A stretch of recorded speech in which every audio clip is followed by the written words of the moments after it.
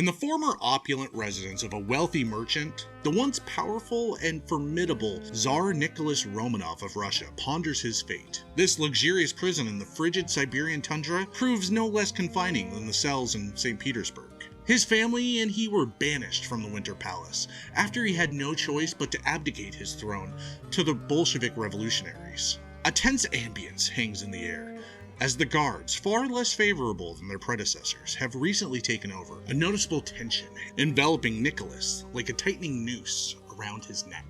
In an attempt to pray, he finds no solace. His trusted mentor and religious advisor met a gruesome end, leaving Nicholas questioning whether he was truly a man of God, or a mere pawn of a dark magician posing as a holy man. Or worse yet, had Nicholas forsaken his family, country, and bloodline by associating with this bumbling, debauched, sex-crazed drunkard who had no business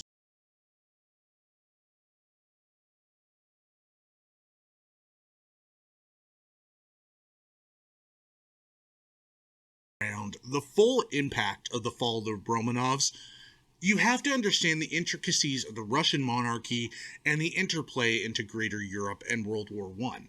Now, that is a lot to get into, and I am going to be oversimplifying a lot of it.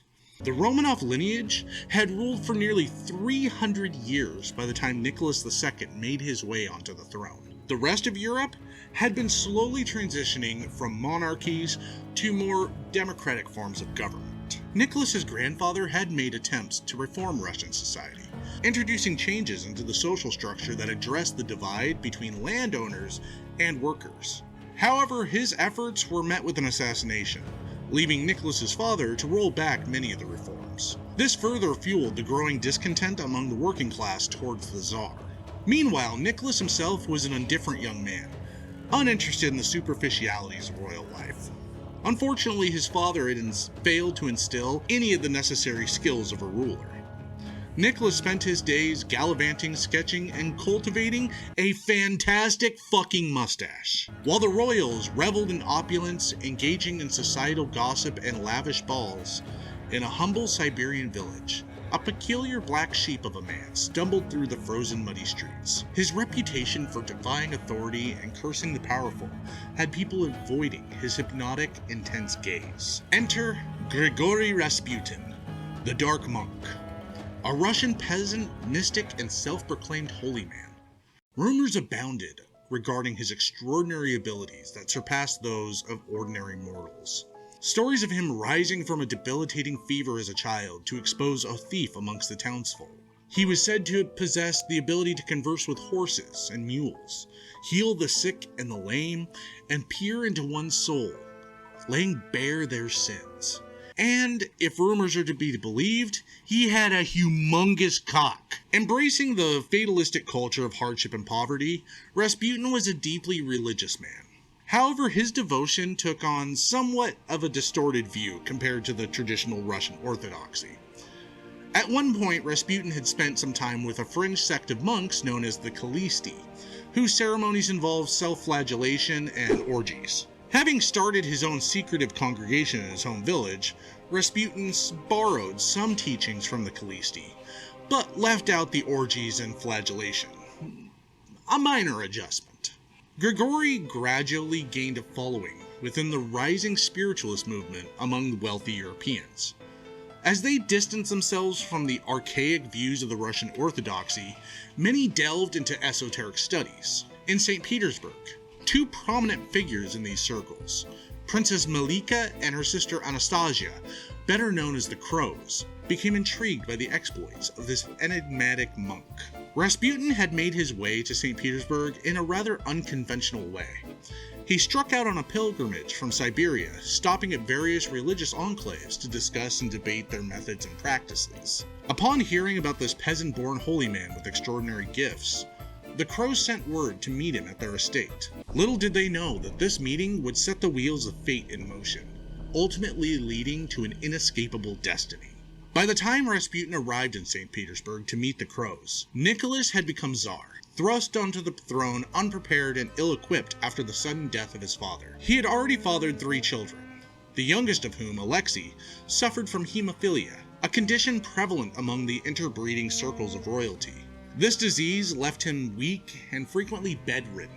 The Crows used their influential position to introduce their newfound plaything, Grigory, to the Tsar and Tsarina. They were captivated by his unconventional approach, as Rasputin treated them as equals rather than royalty. When he learned of Alexei's condition, he visited the young boy, prayed over him, and the following morning, Alexei felt revitalized and invigorated. In truth, this miraculous recovery could be attributed to Rasputin inadvertently providing a modern medical tip. If someone is constantly bleeding, don't give them fucking aspirin! At that time, aspirin was considered a cure-all. The royal physicians had been dosing Alexei with aspirin multiple times a day to manage his hemophilia-related fevers and pain. After Rasputin's visit, he advised Nicholas to leave the boy be, assuring him that his prayers would lead to a relatively full recovery. The Tsar and Tsarina, interpreting this as a sign of Rasputin's mystical powers, welcomed him into their inner circles during one of the most crucial periods in global history. The winds of revolution were gaining strength. Nicholas's reliance on a mad, drunken monk proved to be a social and political disaster. The people began whispering about Rasputin's alleged sexual relationship with the Tsarina. Russia, humiliated by its defeat at the hands of Japan, saw its already fragile economy further deteriorate. The shifting social landscape led to protests, spearheaded by a priest who delivered a letter of grievances to the Tsar. In response, the palace guards mercilessly gunned down the unarmed crowd, and so they conspired. The first attempt on Grigory Rasputin's life left him with a deep stab wound in his stomach. He languished in agony for weeks.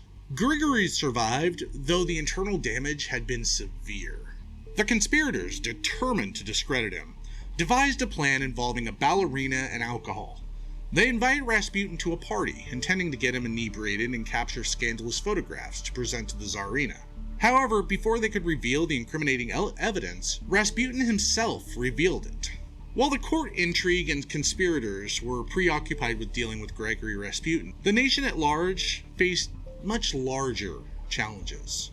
In Serbia, a student activist assassinated the Archduke of the Austro-Hungarian Empire. The geopolitical consequences of this act pulled in neighboring nations into the fray, forging alliances and creating enemies across Europe and eventually the world. Tsar Nicholas was ill-prepared to handle such a monumental war. Seeking to prove his worth as the anointed ruler of Russia, he dismissed his armed forces commander and left St. Petersburg to lead the armies himself. In his absence, all matters of state fell to the Tsarina and their trusted advisor, the dark monk, Rasputin. To the Russian people, Rasputin's influence seemed to infiltrate the halls of power. Loyalists were appointed to positions of authority, and his mesmerizing control over the Tsar and Tsarina appeared supernatural. Members of the court were repulsed by this filthy, lecherous peasant. Fearing Rasputin's growing power, his influence over the Tsarina and the cadre of loyalists, the conspirators decided to take matter into their own hands. Led by Prince Felix Yusupov, the husband of the Tsar's niece, and Grand Duke Dmitry Pavlovich, Nicholas's first cousin, Rasputin was lured to Yusupov's palace the night of December 29, 1916. They fed him wine and cakes laced with cyanide, expecting him to succumb to the poison. Glass after glass he drank, much to his conspirators' astonishment.